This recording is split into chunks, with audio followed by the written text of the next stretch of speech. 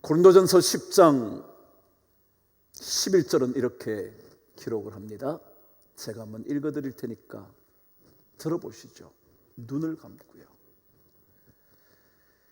저희에게 당한 이런 일이 거울이 되고 또한 말세를 만난 우리의 경계로 기록하였느니라. 하나님의 말씀은, 하나님의 말씀 속에 기록된 수많은 사건들은 역사 속에서 사라지는 사건이 아니라 그것이, 그 일어났던 일들이 우리에게 거울이 되고 마지막 때를 살아가는 여러분과 저에게 깨달음을 주는, 경계해 주시는 말씀으로 기록되어 있다고. 결코 이 성경의 이야기는 그 옛날 옛적 나와 아무런 관계도 없는 한 민족의 얘기가 아니라 우리의 삶을 비추는 거울이 되고, 그리고 이 세상에 마지막을 향하여 달려가고 있는 이 세상에 하나님께 인생을 맡기는 하나님의 백성들을 향하여 깨우치며 경계하며 가르쳐 주시는 그 목적으로 기록되어 있다라고 말합니다. 그렇습니다. 하나님의 말씀 속에 기록된 모든 이야기들은 여러분과 저의 삶을 비추는, 그래서 일그러진 것들을 고치는, 잘못된 것들을 수정하는, 흐트러진 것들을 다시 정돈하는, 그것 위하여 이 사건들이 기록되어 있습니다. 그래서 우리가 이 성경을 끊임없이 반복해서 읽고요, 반복해서 듣고요, 반복해서 공부하고요. 왜요? 그것이 우리를 깨우치는 경계의 말씀으로 기록됐으니까, 지혜의 말씀으로 다가오니까 우리의 삶을 바꾸는 하나님의 놀라운 기적의 이야기를 우리 삶 속에 깊이 깨닫게 해주기 때문에 우리는 이 말씀을 묵상하는 거죠.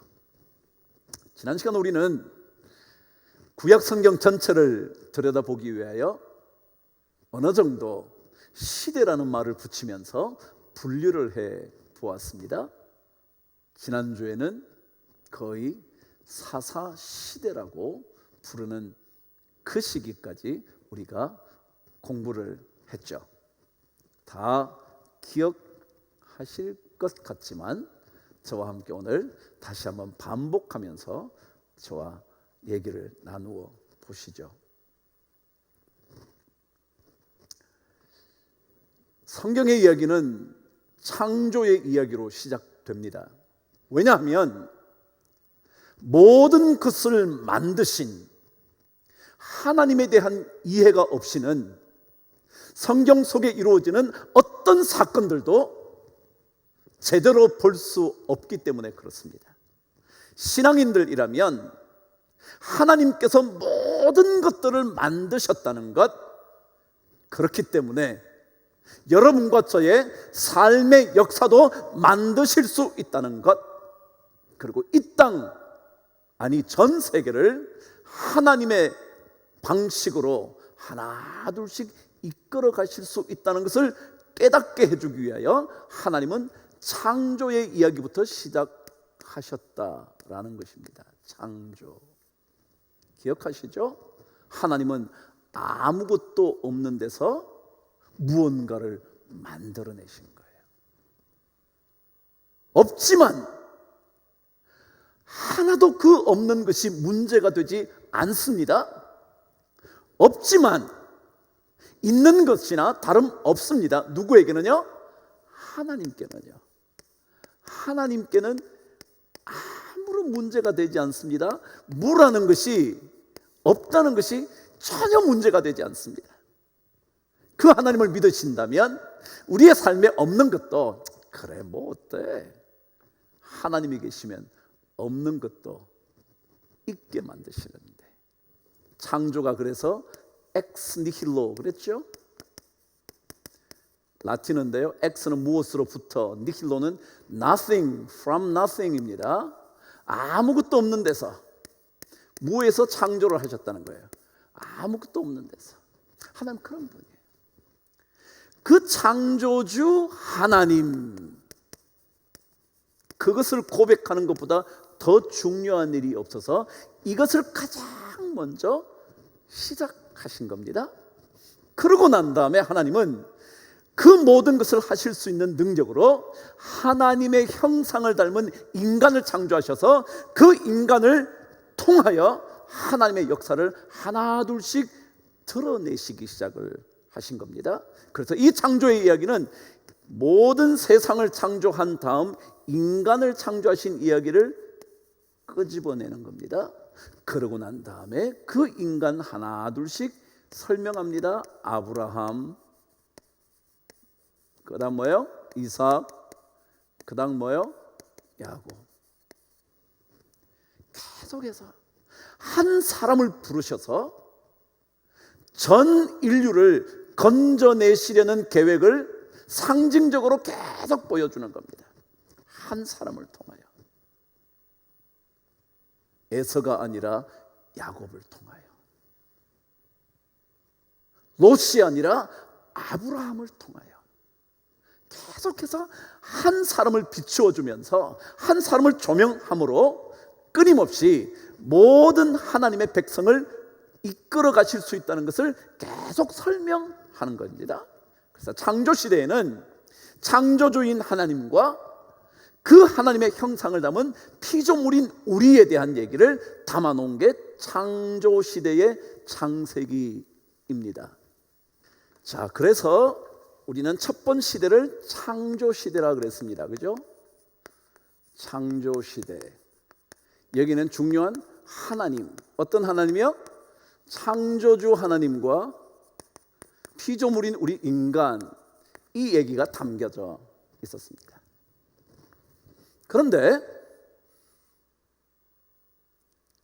이 인간의 이야기를 하나둘씩 끄집어내신 이야기 속에 마지막 들려진 한 사람, 요셉이라는 족장, 야곱의 12아들 중에 11번째 아들이었던 그 아들의 이야기로 창세기가 끝이 납니다. 그런데 그를 통하여 하나님은 전 이스라엘 백성들을 건져내시는 구원의 역사를 시작하시죠. 요셉과 더불어 점점 더 거대해져 가고 창대해져 간 이스라엘 백성들이 애굽 땅에서 학대를 받기 시작을 합니다. 학대를 받기 시작하는 그들이 하나님께 부르짖기 시작하고, 부르짖음에 들으시는 하나님의 이야기를 기록한 출애굽기 이야기가 등장합니다. 그래서 우리는 그것을 출애굽 시대라 그랬습니다. 출애굽을 한 다음 그들은 광야에서 살아가기 시작합니다. 그래서 광야 시대까지 함께 말을 합니다. 충분하죠? 자, 창조 시대는 우리는 창세기를 읽으시면 될 거예요. 광야 시대와 출애굽 시대는 출애굽기와 나머지 광야의 이야기를 담고 있는 출애굽기, 레위기, 민수기, 신명기, 여기까지 읽으시면 광야의 이야기, 출애굽의 이야기를 여러분은 충분히 이해하실 수 있을 겁니다. 레위기라는 것은 하나님께서 선택해 놓은, 특별히 결코 하나님의 백성에게서 빠져서는 안 되는 가장 핵심의 이야기를 레위 민족에게, 레위 족속에게 주신 겁니다. 그리고는 그들을 통하여 예배가 어떠해야 하는지, 하나님을 경배하는 것이 무엇인지, 하나님의 말씀을 듣는 것은 어떤 것인지를 계속 이들을 통하여 말씀하고 반복하게 하는 직책을 맡긴 겁니다. 그 이야기는 광야길을 가는 이스라엘 백성들에게 절대 없어서는 안 되기 때문에 지겨울 만큼 반복적으로 레위 족속들에 관련된 이야기를 담고 있습니다. 그게 레위기입니다. 근데 그 레위 족속들의 이야기가 아니라 레위 족속들을 통하여 어떻게 하나님을 예배할 것인가, 어떻게 하나님의 율법을 지킬 것인가, 어떤 율법이 하나님께서 원하시는 법일까, 그걸 계속 강조하는 내용이 담겨져 있는 거죠. 그러니까 광야길을 가던 이스라엘 백성이나 광야길을 가고 있는 우리나 이 예배에 대한 이야기를 좀 더 명확하게, 정확하게 세분해서 알려준 것이 레위기이라는 거죠. 이미 들려드린 대로 민수기, 신명기, 민수기는 광야길을 걷고 있는 그 백성들의 숫자를 세기 시작하지만 그 광야에서 일어났던 이 얘기들을 통하여 하나님은 뭐예요? 우리에게 경계하시기 위하여, 깨닫게 하시기 위하여, 그리고 그것이 거울이 되게 하기 위하여 광야 생활에서 일어났던 수많은 이야기들을 기록해 놓은 것이 민수기입니다. 여러분이 잘 아시는 메뚜기처럼 보이게 되었다는 이야기도 이 민수기에 담겨져 있습니다. 가데스 바네아에서, 자, 여러분 이 땅이 이렇게 되어 있습니다. 자, 또 다시 한번 지도를 한번 여러분 쫙 한번 기억해 보시죠. 이게 지중해입니다. 이게 팔레스타인 이스라엘 백성들 땅이죠. 이 밑이 이집트입니다. 그러니까 다시 말해 요즘으로 말하면 아프리카 땅이죠. 여기에 뭐가 있었냐 하면 홍해가 이렇게 있었습니다. 홍해가, 이게 홍해입니다. 이 땅이 지금은 어느 땅이냐 하면 사우디아라비아 땅입니다. 요즘으로 말하면 말이죠. 그때는 이스라엘 백성들이 애굽 홍해를 건너서 광야길을 걸어갔던 이야기가 담겨져 있는 땅입니다. 여기에 팔레스타인으로 곧장 갈 수 있었는데 그들이 하나님의 명령을 불순종하면서 계속 돌아다니기 시작을 합니다. 그러다가 이렇게 갑니다. 이 내려왔던 길, 여기에 시내산이 있습니다.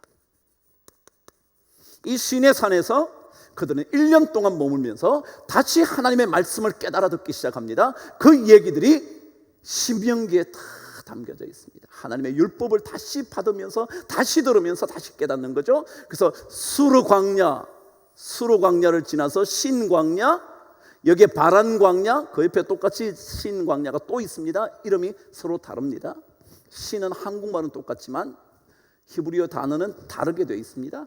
그 신광야, 바란 광야, 수르 광야, 그 다음에 여기에 신광야, 여기에 가데스 바네아가 있습니다. 여기서 곧장 이렇게 올라가면, 여기가 우리 이렇게 그려졌지만 여기가 이 팔레스타인 땅입니다. 바로 올라가면 되는데 그들이 이렇게 둘러서 요단강을 건너서 갑니다. 너무 그림이 복잡해졌는데 이상해졌죠? 다시 한번 여러분에게 잘 그려드리도록 하겠습니다. 여러분 이해가 되셨나요? 홍해를 건너서 밑으로 내려와서 광야 시기를 40년 동안 보냈던 그 땅, 그게 여러분 제가 말씀드린 지금의 그 옆에 사우디아라비아 땅이었다는 거, 제가 그 얘기를 해드리고, 그쪽으로 올라가서 요단강을 건너는 거죠. 이 요단강을 건너서 여기서 이렇게 사해가 이렇게 있는 거 이해가 되시죠? 갈릴리 바다에 있는 거요.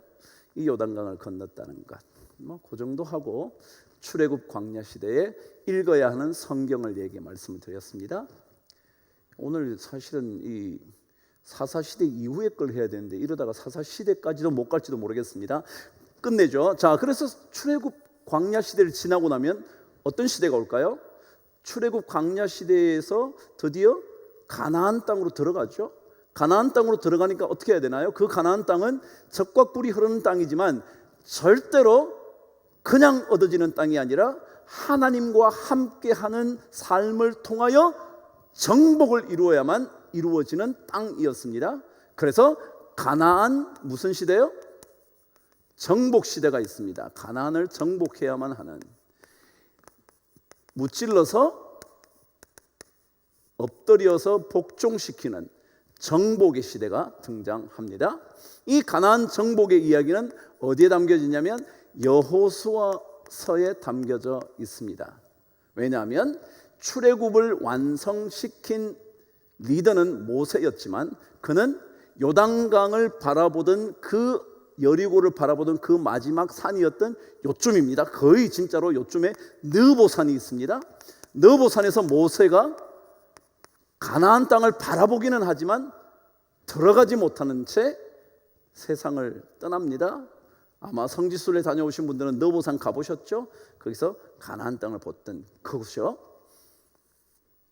이 느보산에서 죽음을 당하자 그를 뒤이었던 여호수아가 가나안 땅을 정복하는 일에 들어간 거잖아요. 그래서 가나안 정복 시대가 여호수아서를 읽으시면 내용이 나오죠. 이 여호수아의 중요한 또 내용은 그 가나안 땅을 다 분배를 합니다.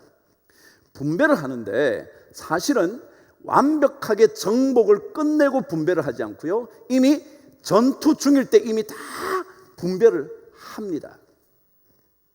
그래서 가나안 정복은 제가 말씀드린 대로 정복이 완벽하게 이루어진 다음에 땅을 분배하지 않습니다.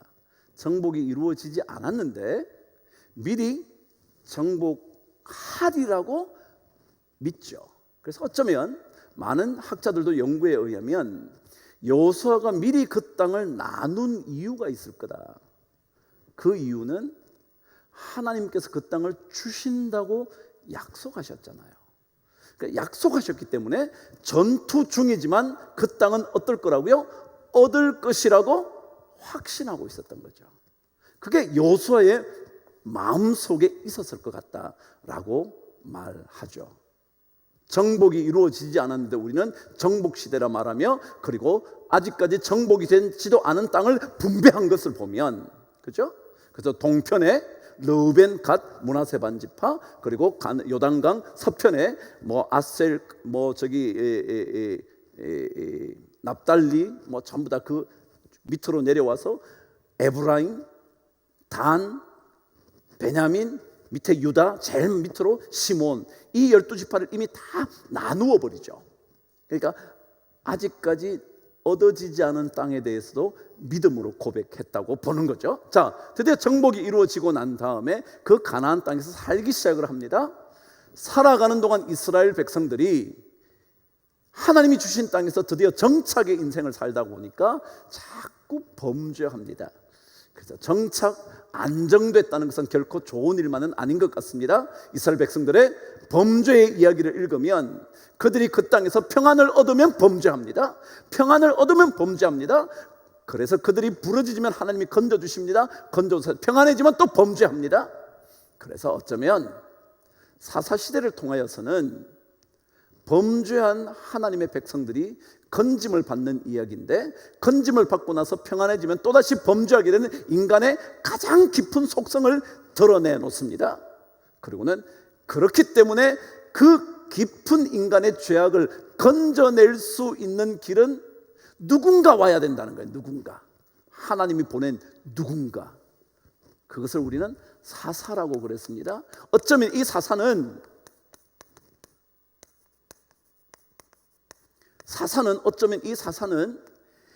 어쩌면 예수 그리스도의 예표일지도 모른다고 말합니다. 왜냐하면 부러지셨을 때 건져주시기 위하여 하나님이 보내준 누구가 있습니다. 그 사람은 아무것도 아닐지도 모르는데 그가 나타나면 그 백성을 다시 모든 압박에서 건져내는 겁니다. 자, 다시 한번요. 이스라엘 백성들은 평안한 삶을 살면 범죄합니다. 그 인간의 속성이란 말이죠. 인간은 잘 되면 범죄하기도 쉽습니다. 근데 그들이 그 범죄하면서 빠져나오지를 못합니다. 그래서 하나님을 찾습니다. 그때 하나님이 사람을 보냅니다. 그리고 건져냅니다. 자, 구원자가 있다는 거예요. 구원자. 우리가 빠져나올 수만 있다면 구원자가 뭘 필요하겠어요? 그런데 그렇지 않다는 거예요.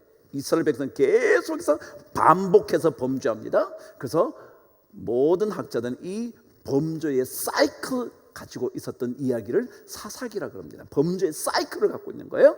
범죄합니다. 고통을 받습니다. 하나님께 부르짖습니다. 하나님이 건져줍니다. 평안함이 옵니다. 다시 범죄합니다. 고통당합니다. 부르짖습니다. 건져줍니다. 또다시 범죄합니다. 이게 계속 쌓여. 이게 인간의 가장 깊은 속성이라는 거예요. 본질이라는 거예요. 그래서 구원자가 없이는 안 되는 거예요. 구원자 없이. 그래서 어쩌면 사사기는 구원자의 필요성을 알려주는 얘기일 겁니다. 자, 오늘이 요게 지난주 복습인데 복습하고 났더니 시간이 다 가버렸어요. 자, 이 사사의 이야기에 읽어야 하는 성경은 사사기죠. 당연히 이 사사 시대에 일어났던 한 가정사의 이야기가 룻기입니다. 룻기는 사사 시대에 있었던 이야기입니다. 그래서 사사기와 룻기를 같이 읽는 겁니다. 그 범죄함 속에서 하나님을 향하여 그들의 마음이 변치 않았던 한 사람을 보여주는 겁니다. 룻이라는 여인 말이죠. 그게 사사기 사사시대의 한 가정의 믿음의 가정의 이야기를 담은 룻기입니다. 그리고 이 사사의 마지막이 누구냐면 삼손이 마지막 사사가 아니라 사무엘이라는 사람이 마지막 사사였습니다. 왜냐하면 사사 시대를 지나고 나면 왕을 요청하는 이스라엘 백성들의 얘기가 등장합니다. 우리에게 한 번씩마다 건져주시는 구원자를 보내주시지 말고 계속 우리를 건져줄 수 있는 왕을 차라리 주시면 어떻겠습니까? 요청을 한 겁니다. 그래서 드디어 사무엘이라는 마지막 사사를 통하여 왕이라는 사람이 기름 부음을 받습니다. 그래서 마지막 왕을 세울 때까지 활동했던 사사가 누구였냐면 사무엘이라는 사사였습니다. 그래서 사무엘상 앞부분의 1장부터 거의 9장까지는 사무엘에 대한 얘기가 다 기록되어 있습니다. 그러니까 거기까지가 사실은 사사시대 이야기입니다. 그래서 성경을 읽으시면 사사기, 룻기, 사무엘상 앞부분까지 읽으시면 사사들의 시대를 다 이해할 수가 있습니다. 그러고 난 다음에 드디어 사울 왕을 세우는 이야기가 등장을 하는 거죠. 자, 여기서 중요한 것이 드디어 사사 시대를 지나면 그래서 왕정 시대가 등장합니다. 왕정, 왕이 다스리는 시대 말이죠. 혹은 우리는 요때를 두 군데로 나누어서 통일왕국 시대라 그럽시다. 왜냐하면 남쪽 유다와 북쪽 유다가 이스라엘이 나누어지지 않았던 함께 돼 있었던 그 통일왕국의 시대라 통일왕국 시대라고 부릅니다. 왕은 사울 왕과 누구요? 다윗 왕과 누구요? 솔로몬이요. 이 세 명의 왕은 전부 다 40년씩 지배합니다. 그래서 총 120년이 통일왕국 시대입니다. 이해가 되셨나요? 그리고 분열이 이루어집니다. 솔로몬이 죽고 난 다음에 그의 아들 르호보암이 등장하는데 르호보암을 등장하고 난 다음에 북쪽에 이미 자리를 잡고 있었던 10지파가 남쪽에 있었던 남쪽 지파 유다와 베냐민 남아있는 그 지파들 그들에게 내려와서 르호보암에게 얘기합니다. 우리가 솔로몬이 성전을 짓고 그리고 또 왕궁을 짓는 일이 너무 힘들게 됐으니까 우리를 조금 조세를 낮춰줬으면 좋겠다. 그런데 그렇게 하지 않습니다. 그래서 배반해서 나갑니다. 그게 여로보암입니다. 어렵지만 자, 통일왕국의 어쨌거나 세 왕은 사울, 다윗, 솔로몬 40년씩 다스려서 120년을 다스립니다. 그리고 BC 930년이 되면 드디어 분열왕국이 시작됩니다. 르호보암이 남쪽 유다를 다스리고 여로보암이 북쪽 이스라엘을 다스리게 됩니다. 그래서 분열왕국 시대로 접어듭니다. 그게 930년의 시작이 됩니다. 한 가지는 사사시대까지는 끊임없이 하나님을 찾는 신정시대였습니다. 신정시대, 하나님께서 다스리시는 신정시대입니다. 근데 왕이 등장하면서 왕정시대가 되죠. 그러니까 이제껏은 하나님이 우리의 왕이라고 고백을 하고 있었다고요. 그래서 하나님께 부르짖는 겁니다. 하나님 살려주세요. 근데 왕정시대로 가면 왕으로 선택된 그들에게 요청합니다. 만일 그때 그 왕이 그 백성들의 이야기를 듣고 하나님을 바라보고 부르짖었던 사람들은 살아납니다. 그러나 백성들의 부르짖음을 듣고 자기가 해결하려고 했던 사람들은 다 망합니다. 그래서 분열 왕국에 북쪽 이스라엘은 19왕이 등장하는데 전부 다 악한 왕이라고 성경은 기록합니다. 남쪽 유다에는 20왕이 등장하는데 8명의 왕만 선하다고 기록되어 있고요, 나머지 12왕은 다 악하다고 그럽니다. 왜 악하냐 하면 백성들의 고통을 듣고 혹은 백성들의 압제받음을 보고 전 북쪽 땅들의 공격을 받을 때 왕을 향하여 부르짖었던 백성들을 보면서 하나님을 부르짖었던 아사왕이라든가 요사밧 왕이라든가 요시야라든가 그런 왕들은 하나님을 찾았거든요. 다시 하나님만이 우리의 왕이라고 고백했던 그 왕들을 살았지만 나머지 왕들은 다 무너집니다. 이게 이제 중요한 통일왕국 시대로 접어들 때 중요한 얘기입니다. 하나님이 다스리시면서 하나님이 왕이었었는데 인간이 왕이 되면서부터 그들이 무언가를 해결하고 했을 때, 그럼에도 불구하고 유다 쪽의 8왕은 어려움 속에 하나님을 다시 바라봅니다. 하나님, 우리는 어떻게 할 수가 없습니다. 하나님밖에 없습니다 라고 고백하면서 다시 하나님을 찾았던 그들은 선한 왕으로 하나님이 살려냅니다. 그 이야기, 그것이 분열왕국, 통일왕국의 이야기, 요 정도까지 해보죠.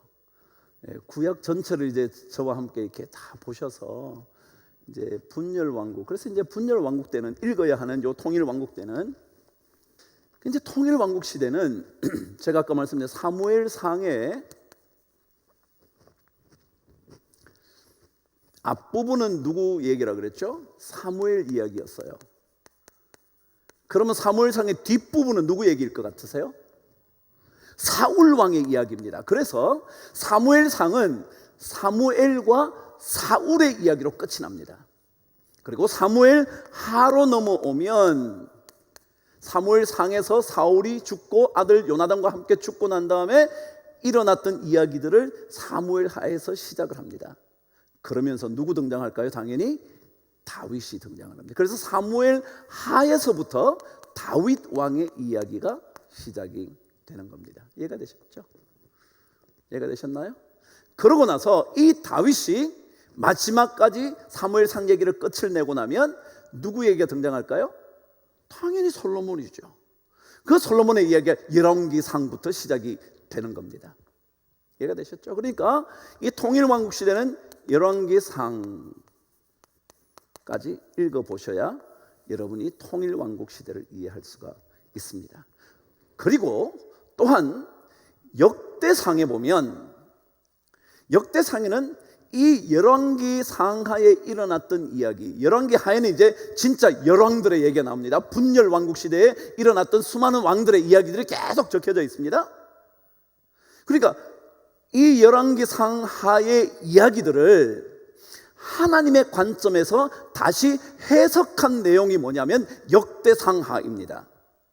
그러니까 역대상하도 통일왕국과 분열왕국에서 읽어야 되는 책인 이유는 당연히 그 얘기가 등장할 뿐만 아니라 열왕기상에 있었던 이야기들이, 상하에 있었던 이야기들이 하나님이 보시기에 이것이 왜 그렇게 됐는지 그것들을 설명하는 내용들이 달려져 있습니다. 그래서 주석학자들은 이 열왕기상하의 이야기들을 하나님께서 주석한 내용이 뭐냐면 역대상하라고 보는 겁니다.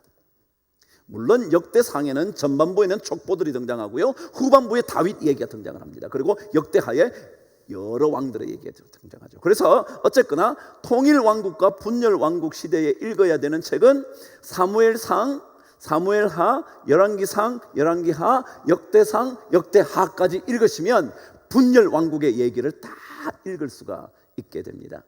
그러니까 다시 또 한 번만 더 분류해서 하면 열왕기상하의 이야기를 하나님의 관점에서 다시 설명한 내용이 역대상하라고 생각하시면 역대상하를 빼고 나도 열왕기상하를 읽어도 역사는 이해할 수 있습니다. 그러나 진짜로 이 역사에 대한 하나님의 해석 방식을 보시려면 역대상하를 꼭 읽으셔야 되는 거죠. 이해가 되셨나요? 이 분열의 왕국의 끝이 나면 드디어 포로 시대가 시작을 되는 겁니다. 그렇죠? 그건 할 수 없이 다음 주에 해야 되겠네요. 뭐 성경 공부이면서 성경 수요 예배다 보니까 제가 이 당분간은 이렇게 조금 더 이게 전체 그림이라 제가 이렇게 좀 하고요. 그 다음에 이제 본격적으로 성경 하나 한 권씩 한 권씩 할 때는 당연히 이제 중요한 메시지들을 여러분과 함께 나누어야 할 것입니다. 그런데 이 전체 그림을 그리고 나면 성경을 이해하는데 훨씬 쉽죠. 그러고 나면 왜 이것이 이런 일일까? 포로기에는 어떤 일들이 일어났었는가? 그렇다면 그때 포로기에 있었던 이야기들 중에 그러면 등장했던 선지자들은 누구였는가? 포로에서 풀려 나왔을 때는 언제쯤이었을까?